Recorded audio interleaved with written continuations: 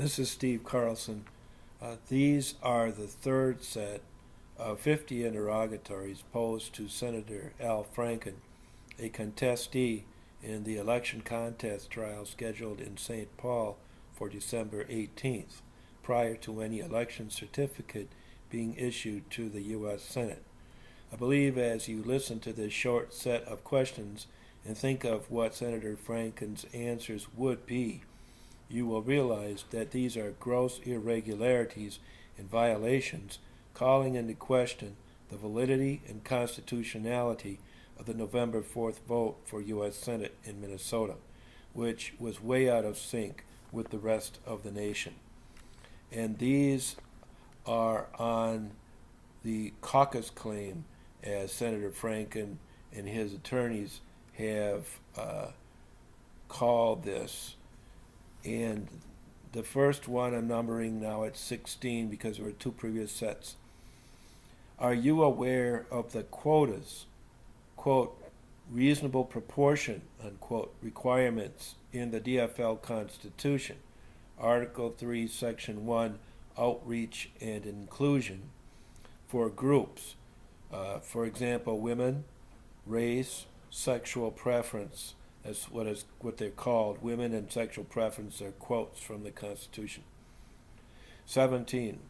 When did you first become aware of this reasonable proportion requirement practice in the DFL? 18. Do you believe that this reasonable proportion requirement in the DFL Constitution is in compliance with the United States Constitution as amended? 19.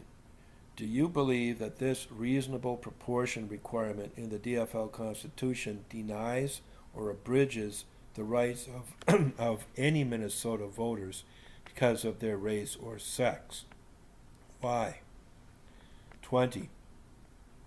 If Steve Carlson had come to DFL caucuses and conventions to seek support for his candidacy for U.S. Senate in 2014, could he have reached all eligible voters who wished to attend and participate to support his candidacy in view of this DFL practice? 21. Do you believe this practice of reasonable proportion influences the selection by caucus and convention participants and voters of candidates or issue positions supported? And 22. Are you aware of Minnesota statutes requiring those who vote in the DFL caucuses and conventions to support this reasonable proportion requirement? Now,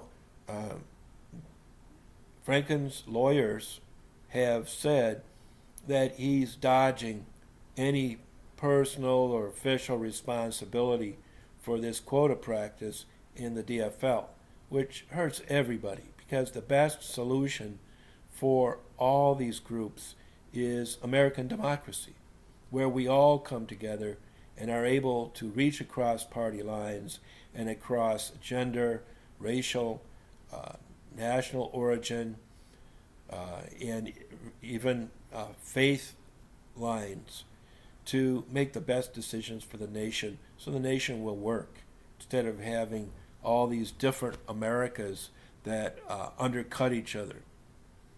And so the point of these questions is to establish that, unlike what the attorneys say, he is aware of this and he is responsible for it. And I have, by the way, alleged it in the election contest, that he's chosen to associate with this DFL and adopt its practices in order to get on the ballot at the top of the largest party.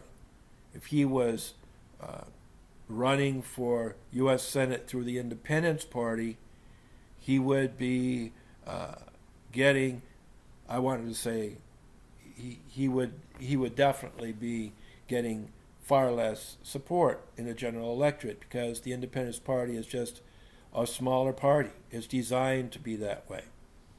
And so it's alleged that he supports this fundamentally flawed practice, this racist, this sexist, this heterophobic practice of the DFL itself in the elections, and that fundamentally alters and flaws the elections. I look forward to receiving his answers.